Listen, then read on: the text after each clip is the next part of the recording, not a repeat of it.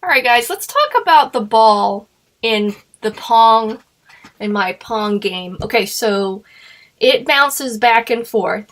You're gonna have to, because it's moving in the game, you're gonna have to put a rigid body on it, and it needs to be a box collider so that we know it's gonna bounce off of things. But we also want to be able to determine like what material is that ball as far as for the box collider. How is it going to behave as far as what kind of material? So what we have to do down here, you may have noticed in my objects I have ball material. I had to go to create. I had to go to physics 2D, and then I click that, and it adds, and I had to rename it. But now, once you do that, you would go to my ball here, and I could just click on it over here. So in that section that says material, all I did was once I had this in place, I had to grab it and I dragged it into material. Okay, and then I could see a little preview saying ball material, and it was added into my box collider, so it's going to behave like a bouncing ball basically. Okay, I'm going to hit delete because I don't need that. Okay, so that's how you would go ahead and add your box collider, rigid body, and ball material to it. Okay, let's talk about adding scripts. Okay, so once you end up creating your scripts, like just to review, create C# script, and then you're going to name it. One's going to be move racket, the other one has to be ball. Okay, scripts within Unity, you have to understand, like, changing names repeatedly of your scripts, not a good idea, because you're going to forget in one script it may be referenced. And if you're constantly like changing your script names, it's an issue because you're not going to remember, oh, there was that other script that I wrote and I called it this. I forgot. It's not working. Why is it not working? Oh, it's not named the same thing. So you've got to be mindful of that you're aware of how you're naming these scripts, that you're not constantly changing. Okay, so once you type in what I give you for the different scripts, you should have a move racket script and then a ball script. Okay, so attaching these to the game, you could literally click and drag it. Like I could click it and drag it onto that game object, or this is what you could do. I could go ahead and click on the game object within my hierarchy, and then I go down. It's already there, but I would just click add component and type in move racket. That script shows up, click on it, and it's going to add it. Now it adds it because it's public, so that I can see it within Unity itself. Okay, so if I check on it, it's active. If it's not, speed is 30, axis is vertical. Okay, now on my other game object, blue ghost, I click on that. Now you're going to notice I've changed the axis, it's vertical too. The reason for that is these two game objects, they're going up and down vertically, but you need to be able to set, because one player may be using the up and down arrows, the other player may be using WS. Okay, other keys on the other side of the keyboard to get them to move up and down from each other independently. So we have to assign that. Okay, in the script, if I go to move racket and I open that, okay, so here's my script. By default, that's where I'm getting vertical, because that's what we're calling it. Okay, this is the variable. It says it's a string of letters. Okay, calling it vertical. Okay. All right. So here's the other information that I provided. The speed's at 30. See, it's public. Because it's public, when I go to left Pac-Man, see, it's 30. It's vertical. Okay, because I wrote that in the script. Okay, down here, float. Float means that your value will be able to be returned as a decimal. Okay, so float V, this value could be a decimal, equals input get axis raw. So this function allows you to grab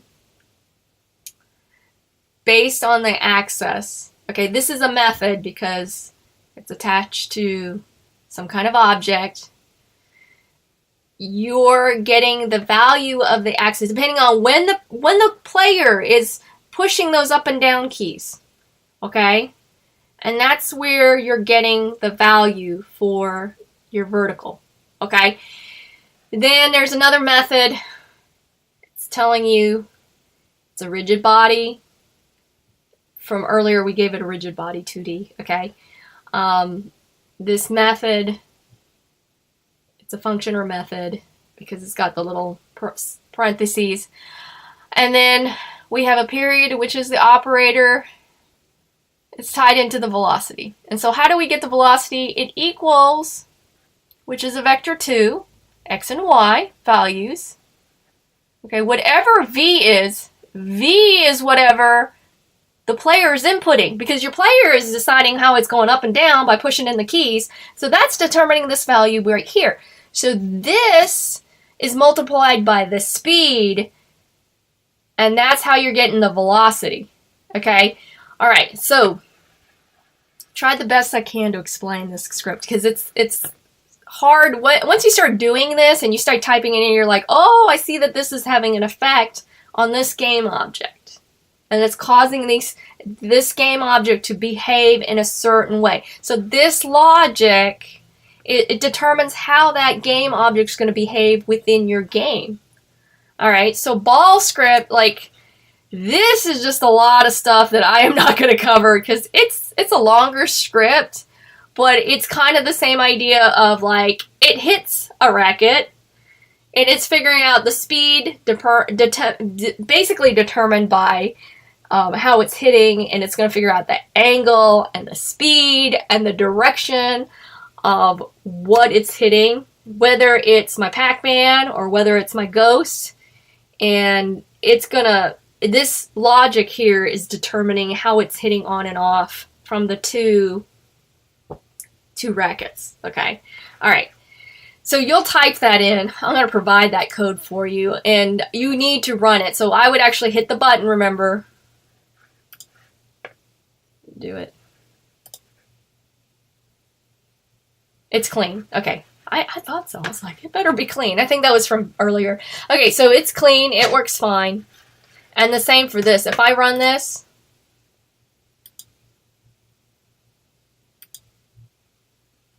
I think that was from the previous one earlier. Or I'm going to X out of that. Let's cross that. Let me cross. Let me run it. Yeah, it's clean. Okay, so the code is fine and it runs fine. Okay, so back in here. Okay, so once I've gone ahead and I've applied the script to the correct game objects, the next thing you need to do, because, like, okay, let's talk about the rackets. Okay, so here I just specify that they're not on the same vertical, they're on two different verticals. So what you have to do is you got to go to Edit, Project Settings, and Input. Okay, this is determining some of where you're getting, okay, movement, like you're basically like your joysticks, where you're getting the up and down. So here, I got a size of 20. I had to up that because default is 18, and you're going to have to add, when you add it, increase it by 1, it's going to give you access to another axis. So, all right, so here, default horizontals there, but I don't need that. Okay, so here I had to assign it, the vertical belongs to one racket, so I called it vertical, my negative and positive, so I indicated S and W. So that is for the Pac-Man racket. My gravity, I put in 3. I believe these were the default. I think I had to check snap. Then key or mouse button, and then I had to include that it was for the x-axis. All right, joystick. You want it because they're not operating on the same joystick number. You've got, it's like pretending you have two different, inputs, joysticks for that. So you need to change that to joystick 1. Okay, my second one is for the Ghost. So I'm going to put vertical 2, down and up, which is your up and down button keys. And then I had to give it left the default. I think I had to check snap, and then I did have to change joystick 2. Okay, so you need to do that, because then when you go back to your, see, when I go to the scripts here, I need to indicate which axis, when the inputs as far as for the project settings, like what are the keys on the keyboard that are going to tell your racket to move up and down. And then same for if I go to left Pac-Man, I put vertical so it knows that whatever the other player on the other side types in WS, it's going to move up or down. Okay. All right. So I believe everything I've covered as far as the game. Now, you want to periodically test your game. So you would go into game view, your game viewport. I could up the scale a little bit. Yeah.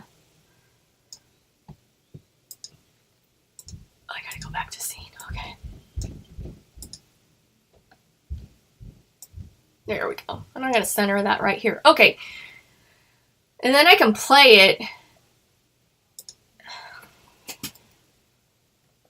And then it starts, and then I'm using the up and down. Whoop. Okay. And there are glitches. I'm going to be honest with this. Nothing's perfect. See, look at the gravity working. Oh. Okay, now here's the big thing. Because this is what's going to happen if you... And I probably should have changed the placement of my racket, my ghost, because this... I can't get over there. So this is something with game testing, you realize... I probably should move the racket closer to the wall. Or you have to learn to say, okay, I'm going to learn how to code to make that sprite move. Instead of vertical, I would also learn how to move it horizontally back and forth, okay? So you're kind of at an impasse when this happens. Yeah. So that's something you learned from game testing, and I probably should have move the racket further back so that this wouldn't happen. So I'm going to stop that. So things that you might need to adjust. All right. Now, when you saw me play it, the game, there was like this pink trail behind it. Okay, the pink trail, I want you to figure out on your own, how could you add that?